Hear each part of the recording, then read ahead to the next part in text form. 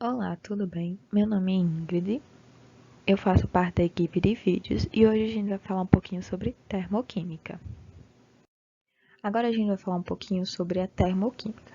A termoquímica é a parte da química que estuda a quantidade de calor que é envolvida em reações.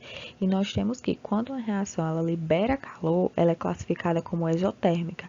Já quando ela absorve calor da reação, ela é classificada como endotérmica. A termoquímica ela estuda também a transferência de energia em alguns fenômenos físicos, tais como as mudanças de estados da matéria. Nas reações químicas pode haver tanto absorção ou liberação de energia, no caso, calor. Essas transferências de calor são feitas a partir do corpo que tem a temperatura mais alta para aquele que possui a temperatura mais baixa. Agora a gente vai falar um pouquinho sobre as reações. Quando a reação ela libera calor, é classificada como exotérmica. Já quando ela absorve o calor, ela é classificada como endotérmica. Aqui nós temos uma representação de transferência de calor. Nós temos aqui uma reação que está liberando o calor, ou seja, ela é exotérmica. E nós temos aqui na figura B uma representação de uma imagem que ela vai absorver o calor, ou seja, ela é endotérmica. A partir disso, nós vamos ter, no caso, a reação completa. Agora a gente vai falar um pouco sobre as reações endotérmicas de forma mais específica. A gente pode definir a reação endotérmica como a reação de absorção de calor, ok? Dessa forma, nós temos que o corpo ele absorve o calor no meio em que ele está inserido. E é por isso que a reação endotérmica sempre provoca uma sensação de resfriamento. Um exemplo, ao passar o álcool no braço, o braço ele vai absorver o calor da substância. Mas se você soprar o braço depois de ter passado o álcool, nós sentimos um frio. E essa sensação é resultado da reação endotérmica. Sobre a reação exotérmica, nós temos que na reação exotérmica há uma liberação de energia, ou seja, nesse processo a produção de energia somente persiste mediante o fornecimento contínuo de energia. Por exemplo, no acampamento as pessoas elas se colocam junto à fogueira para que o calor seja liberado pelas chamas e aqueça todo mundo que está em volta. Aqui nós temos duas figuras. Uma representa a reação exotérmica, no caso ela libera calor, e aqui nós temos a endotérmica, que ela absorve o calor. Algumas observações são pertinentes para as reações. Uma delas é que as trocas térmicas, elas também acontecem em estado físico, ou seja, na mudança de estado, por exemplo, de sólido para líquido e do líquido para o gasoso, vai estar acontecendo uma reação endotérmica. Já o oposto, no caso, que seria do gasoso para o líquido e do líquido para o sólido, ocorrerá uma reação exotérmica, como mostrado aqui na figura. Do gasoso para o líquido para o sólido, existe uma liberação de calor. Já do sólido para o líquido para o gasoso, existe uma absorção de calor. Agora a gente vai falar um pouquinho sobre a entalpia. A entalpia que está contida nos reagentes, ela é liberada quando os produtos se transformam. Essa energia já existente nas moléculas é proveniente da sua movimentação, que no estado gasoso é definido como caótico. Esse conteúdo específico de energia interna que cada substância possui é denominado de entalpia e é simbolizado pela letra H. Existem vários tipos de entalpia e a gente vai apresentar aqui algum deles, ok? Aqui nós temos alguns tipos de entalpia. O primeiro que a gente vai abordar de forma mais específica é a entalpia de mudança de estado físico. A gente pode definir essa entalpia como a energia necessária para que um mol de substância em condições padrões de temperatura e pressão mude de estado físico e isso inclui, no caso, a entalpia de vaporização, fusão, liquefação e solidificação. Já a entalpia de formação, a gente pode definir como a entalpia que libera ou absorve calor na formação de um mol de substância a partir de seus elementos constituintes, que são, no caso, substâncias simples que estão sempre no estado padrão e com entalpia igual a zero. Já a entalpia de neutralização, a gente pode definir como a energia liberada na forma de calor entre 1 mol do íon de hidrogênio e 1 mol de hidroxila, OH-, que são fornecidos por um ácido e uma base forte para a formação de 1 mol de água. Já sobre a entalpia de solução, nós podemos definir ela como a soma da entalpia reticular, a entalpia que absorve energia, e da entalpia de hidratação, a que libera energia. E quando isso ocorre, nós temos que é dissolvido um soluto em água e isso gera uma solução. A partir disso, nós temos que toda entalpia que é menor do que zero, ela é determinada como exotérmica. E toda entalpia que é maior do que zero é determinada como endotérmica. Pronto, sobre a entalpia de combustão, nós temos que a entalpia de combustão é definida como a variação de calor para que haja a combustão de 1 mol da substância qualquer. Toda reação de combustão sempre terá valor de variação de entalpia menor que zero, pois se trata de uma reação que está liberando calor. Os combustíveis, no caso orgânicos, mais comuns utilizados nas entalpias são os hidrocarbonetos, os álcools, os carboidratos e os lipídios. Nós temos aqui um exemplo de combustão, no caso a combustão do carbono. A partir desse exemplo, nós temos aqui o carbono e o O2, que no caso é o oxigênio, e aí quando acontece a combustão, no caso, a gente verifica que foi gerado 1 mol de dióxido de carbono, CO2, e que também houve a liberação de energia, já que a entalpia dessa combustão tem que ser menor do que zero. Agora a gente vai falar sobre o cálculo de entalpia. Nós temos que a variação de entalpia ela pode ser calculada pela subtração do valor de entalpia de produtos pelo valor da entalpia de reagentes. Nós temos que a variação de entalpia é igual a HP menos HR, a entalpia dos produtos menos a entalpia dos reagentes. Nós vamos ter, a partir do resultado dos cálculos, que a variação de entalpia determinará se a gente está lidando com a reação que libera ou absorve calor. E para a gente poder fazer esse cálculo, a gente também precisa saber as variações de entalpia dos produtos e dos reagentes. Lembrando também que a quantidade de calor do processo de entalpia é determinado proporcionalmente à quantidade de matérias, no caso mols, de seus participantes. Agora a gente vai falar sobre a lei de Hess. Nós temos que em uma reação química, o calor liberado ou absorvido ele vai ser constante, independente do número de etapas pelas quais as reações passam. Ou seja, a lei de Hess vai estabelecer que a variação de entalpia de uma reação química depende apenas do estado inicial ou final. Seguindo essa lei, nós temos que a fórmula da lei de Hess pode ser postulada como a variação da entalpia é igual à entalpia final, no caso, menos a entalpia inicial. A gente precisa lembrar também que a lei de Hess é conhecida como a lei da soma dos calores de reações, pois a variação da entalpia é igual à soma das variações das etapas às quais a reação química passa, ou seja, suas reações intermediárias. Nós temos aqui um diagrama de entalpia. A partir da lei de Hess, a gente pode apresentar o diagrama de forma gráfica.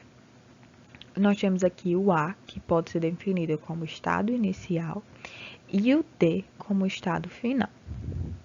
A partir disso, nós temos que o último ele só pode ser obtido por meio de dois caminhos. Independente do caminho que ele é decorrido pelos dois estados, a variação da entalpia vai ser sempre a mesma. Nós temos aqui dois caminhos em que a entalpia pode decorrer, e em qualquer um dos dois, sempre a entalpia final será igual, no caso, o D. A partir disso, nós vamos ter que a lei de Hess ela pode ser expressa como a variação da entalpia é igual à variação da entalpia 1 mais a variação da entalpia 2 mais a variação da entalpia 3 e assim por diante. Para a gente poder exemplificar isso melhor, nós temos aqui uma equação. Nós temos aqui o grafite, temos aqui o hidrogênio e temos aqui o metano. A questão ela vai pedir para a gente dar a entalpia, no caso, desse processo.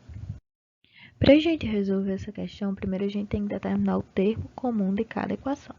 Na primeira equação, a gente vai determinar que o termo comum é o grafite, pois ele sempre será escrito da mesma forma. A sua variação da entalpia é igual a menos 94 kJ por mol. Já na segunda equação, nós vamos ter o hidrogênio como o termo comum e ele vai ser multiplicado por 2, pois na equação é dado 2 mols de hidrogênio. A sua variação, no caso, é menos 68 kJ por mol, que será multiplicado por 2. No caso, a sua entalpia final será menos 136 kJ por mol.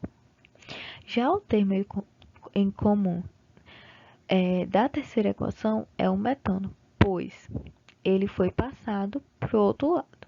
Então, no caso, a sua entalpia mudará de valor, ficará positiva.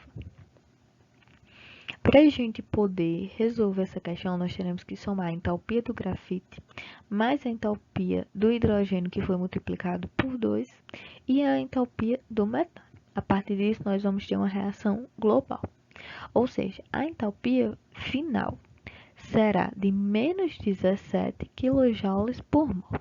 Como a gente pode ver aqui na lei de Hess, nós vamos ter que a variação da entalpia é igual à entalpia do primeiro termo comum, mais a entalpia do segundo termo, mais a entalpia do terceiro termo.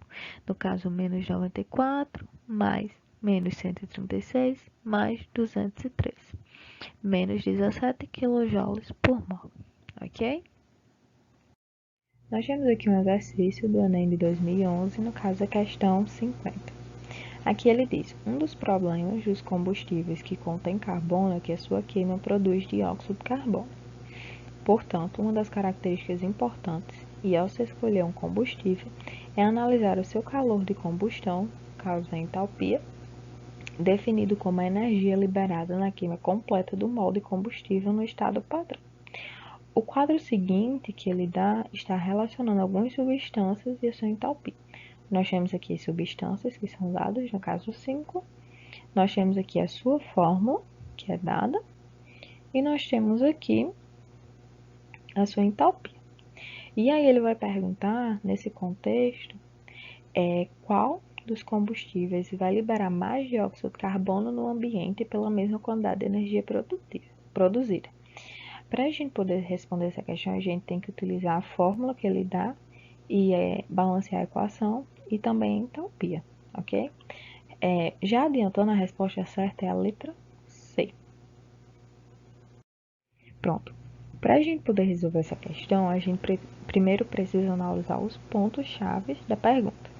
Ele diz, nesse contexto, qual dos combustíveis, no caso, qual desses combustíveis que ele dá, quando queimado completamente, libera mais dióxido de carbono, CO2, no ambiente pela mesma quantidade de energia produzida. A chave da questão é a energia produzida, porque a gente precisa estabelecer uma energia X para todos os combustíveis, assim analisar o individual de cada um e poder chegar à resposta. Para a gente poder fazer essa questão, nós vamos ter, no caso, uma estequiometria simples. Nós vamos ter que o número de moléculas de CO2 de cada equação que vai ter que ser balanceada, ok? Está para uma energia liberada. No caso, a energia liberada vai ser a que é dada na tabela para a gente poder analisar. E aí a gente quer, no caso, o número X de moléculas de CO2, no caso, quando ele é queimado completamente, para a mesma quantidade de energia produzida. Eu defini aqui os meus kilojoules, porém pode ser definido qualquer um, entendeu? O que importa é que um seja maior, uma dessas opções seja maior do que as outras para que a gente possa chegar à resposta certa. Então é só utilizar essa equação e fazer os cálculos. Para o benzeno, quando a gente estabelece a equação e balanceia, a gente vai ter que é liberado 6 mols de CO2 e ele vai estar ligado diretamente com a energia liberada dada pela tabela, no caso 3.268 kJ. Então, nós vamos ter que X, que pode ser definido como o número de moléculas de CO2 também, está para 1.000 kJ. A gente quer saber o X, então a gente faz uma regra de 3 básica, e a partir disso nós vamos encontrar que o benzeno libera, após a queima completa, 1,83 mol de dióxido de carbono, no caso CO2. Para o etanol, do mesmo jeito, a gente faz a equação, balanceia e nós vamos ter que o etanol libera 2 mol de CO2. Ou seja, os 2 mols de CO2 estão para 1.368 kJ. Lembrando que essa energia é dada pela tabela. Então, X, no caso que é o número de CO2, está para 1.000 kJ, que é o valor que a gente estabeleceu, que é a energia produzida para todos. Pela regra, a gente faz uma regrazinha de 3 básica e nós vamos encontrar 1,46 mol de CO2 que é produzido pelo etanol. Isso quando o combustível ele foi totalmente queimado e há a liberação do CO2. Aí, para a glicose, nós vamos ter que, após a equação balanceada, a glicose vai liberar 6 mols de CO2. Então, a gente coloca 6 mols de CO2, está para 2.808 kJ. E aí, o número X de moléculas de CO2 que a gente quer encontrar, né, está para 1.000 kJ. A gente faz a regrinha de 3 e a partir disso nós vamos ter que a glicose vai liberar 2,13 mols de CO2. Até agora foi o maior do que o etano e do que o benzeno. Agora a gente vai fazer o do metano. A gente tem aqui a equação do metano e após, no caso, balancear ela, a gente vai ter que o metano ele libera 1 mol de CO2. Então, esse 1 mol de CO2 vai estar para os 890 kJ, que no caso é a energia que é dada pela tabela. E a gente faz que X, que no caso é o número de moléculas de CO2, está para 1.000 kJ. Então, o metano ele vai liberar 1,12 mols de CO2.